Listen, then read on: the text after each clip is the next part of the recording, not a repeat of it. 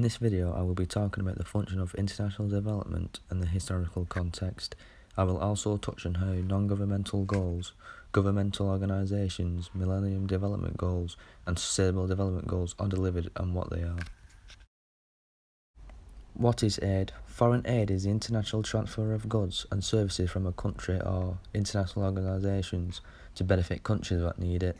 Aid can be given for many reasons, such as economic, military and emergency humanitarian, for example, a natural disaster. According to Burnside and Dollar 2000, the purpose of foreign aid is to purely focus on economic development of countries. An example of international aid is Oxfam, and they work with over 90 countries, such as Zambia, Bangladesh, Kenya and Nepal, to help build a future where everybody can enjoy equal rights and has enough to eat every day. In 2017, Oxfam worked directly with 22.3 million people worldwide, with 53% of them being women and girls. What is international development? There are many ways to describe international development, and Potter 2014 defines it as the concept of global poverty and inequality in trying to develop a country. International development is not only about understanding why issues of poverty and inequality exist throughout the world, but also how to go about solving these complex issues. The Department for International Development is tackling the global challenges, which include poverty and disease, mass migration, conflict and insecurity. Their work is to build a safer and healthier world for people in developing countries. An example of an international development organisation is UNICEF, which is short for United Nations International Children's Emergency Fund.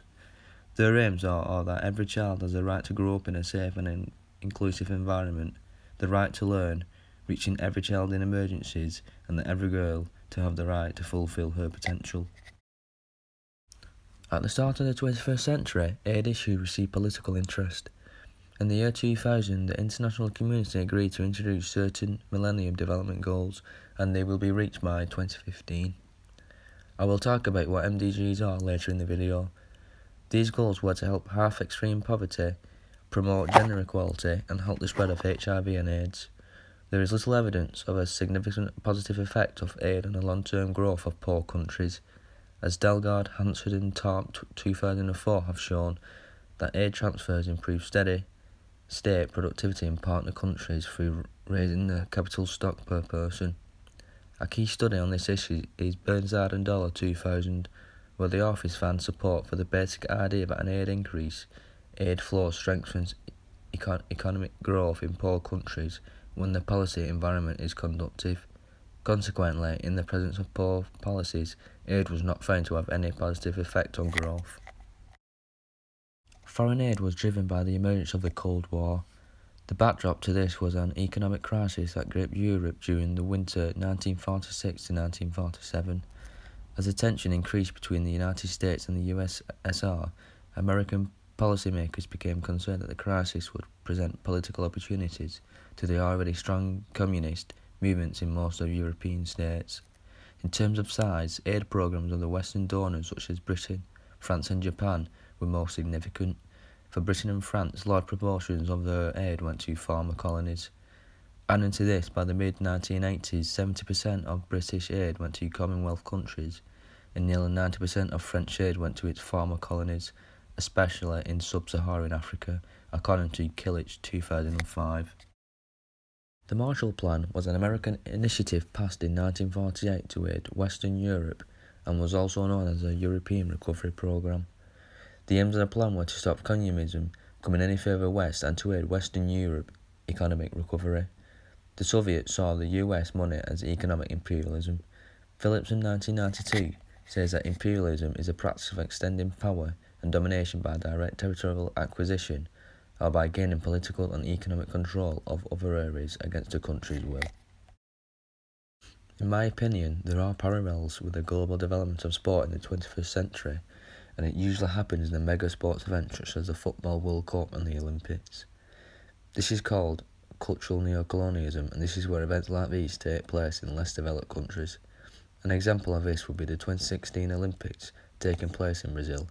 The reason for this is because most sports played at the Olympics are English, such as cycling and swimming, meaning this will influence the hosting country, as people of Brazil will want to participate in these sports and will result in the British Empire expanding. What are MDGs? MDGs is short for Millennium Development Goals. There are 8 goals that have been agreed to be achieved by 2015. It was signed in September 2000 to combat poverty, hunger, disease, illiteracy, environmental degradation, and discrimination against women. What are SDGs? SDGs are known as Sustainable Development Goals. These goals are a blueprint to achieve a better and more sustainable future for all. The goals address the global challenges we face, such as inequality, peace, justice, and poverty. There is a total of 17 Sustainable Development Goals, which are all interconnected and linked to be achieved by 2013. Intergovernmental organisations are organised by sovereign states and are established by treaty or other agreements, and the aims are to work in good faith on the issues of common interest. As they are formed by a treaty, they are able to reinforce agreements among themselves or with states.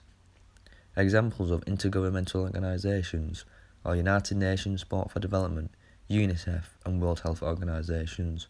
For example, UNICEF has helped reduce child mortality all over the world by working to reach the most vulnerable children everywhere. GEOs are known as governmental organisations. An example of a governmental organisation is the Department for International Development, as their funding comes from the government and are consequently run by them. The aim of this organisation is to strengthen global peace, tackle extreme poverty, and help the world's most vulnerable. DFID work in countries across Africa, Asia, and the Middle East, many of which are fragile. DFID also gives UK aid through multi-country global programmes and core contribution to multilaterals. Non-governmental goals are organisations that are independent from the government. They are non-profit organisations as they are organised by voluntary citizens, which is done on an international level. NGOs play a critical part in developing society, improving communities, and promoting citizen participation. Sport for Development uses sport at both grassroots and elite level and has been used in various capacities to assist in the development process. This was especially so in lower income countries, as much as attempting control of subaltern populations and trying to improve standards of living, according to Gutman 1994. Today, Sport for Development is most associated with discrete educational, health and conflict alleviation projects that are largely set up in sub-Saharan Africa. A case study on the 2010 World Cup in South Africa shows that there was an increase in development in South Africa from 1% to 2.3%, and this is due to a major sport event taking place.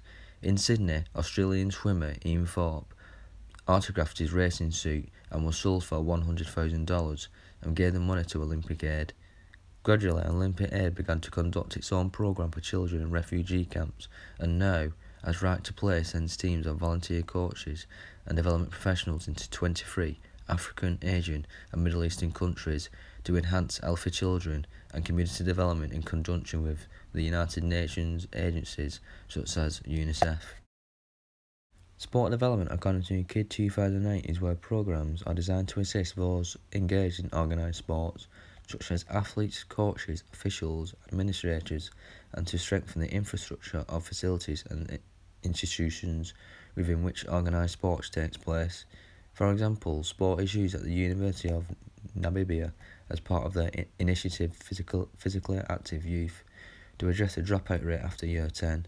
The short-term Eye on the Ball is to usher students at risk through their Grade 10 examinations and on their way to further schooling. The medium-term goal is productive employment, a reduction in male sexual violence and a decline in the incidence of HIV and AIDS. The long-term goal is a demonstrated contribution to sustainable economic growth and social development.